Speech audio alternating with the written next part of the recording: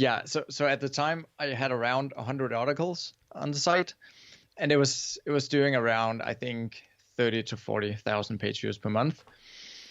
And then I just decided to delete half of it because it was so bad, and I figured, well, it's not doing anything for my site, or at least, if you think about link flow and all these things, maybe there would be more authority to the other articles. So that was kind of my take on it. And I saw a lot of theories, some was saying do it, somebody said don't do it, So I decided to do it, and then immediately I started to throw in a ton of content. So I probably doubled that content over a couple of months. So it's hard to say exactly what made everything turn much faster, because I did a lot of things at the same time.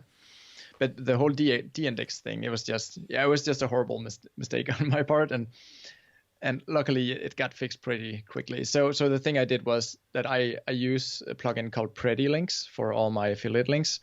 So so you do these pretty URLs, and then I inserted this little word in the beginning of the slug for every affiliate link to be able to go into Google Analytics and take a good view of all these links. So I could sort of distinguish my affiliate links from all the other ones and see how many people would click those links and so on.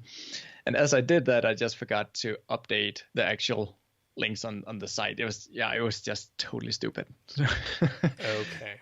Yeah. So what happened was that all my affiliate links got broken. I just had like a ton of links pointing to like 404. Okay. But it was not like my entire site was out. It was just the internal links that got totally screwed up. Gotcha. Okay. How long did it take you to figure it out? Yeah, I think I figured it out after a month. Okay. Well, I typically looked at my numbers one time per month at the time, so I was confused about why my affiliate sales just totally dropped. Gotcha. Then I went in and tried to click a link, and no, actually it was one of my affiliates. One of the stores that I had a good deal with, he told me that all of a sudden he was getting no links, so he thought maybe I skipped his program.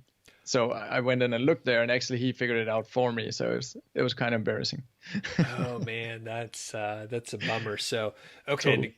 Quick clarification. So this whole site wasn't like de-indexed in No, Search no. Console. It was just all affiliate links were broken, so all revenue went down. Yeah, and I didn't have any ads at the time, so you can imagine it just went to zero. Gotcha. Okay.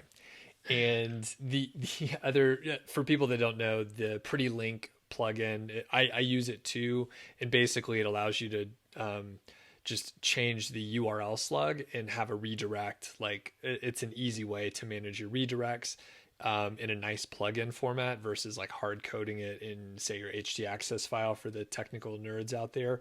You don't have to have it, but you get some tracking capabilities, and it's a little bit more sophisticated. It's called Pretty Links. So yeah, and I also like the way if you have one affiliate link, all over the website, you can just update it one place, and then all these places will update. So sort of have this hub where you update your links.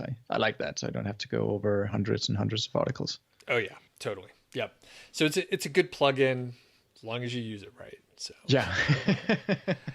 All right, cool. Any other cool things that you want to mention about Go Downsize or the YouTube channel or anything like that? Not really. Other than I think I got lucky with the domain name. Not that it's anything genius, but I'm glad that I didn't call it like tinyhousegeek.com or something like that. So it was pretty broad from the get-go, which I enjoy now, because we're also writing about living on a boat and living in RVs. So we're taking the website in many directions, and that's something I'm doing with all my newer sites. I try to choose a very broad domain name, just so I don't get cornered in one tiny part of a niche.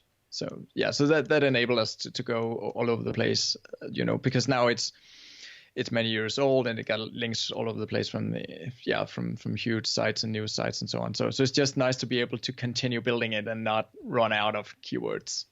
Awesome. Yeah, that is insightful. I think I was just chatting with someone earlier today about that exact thing where, don't put a keyword in your domain name, because unless it's extremely broad, it's just painting you in a corner. So yeah.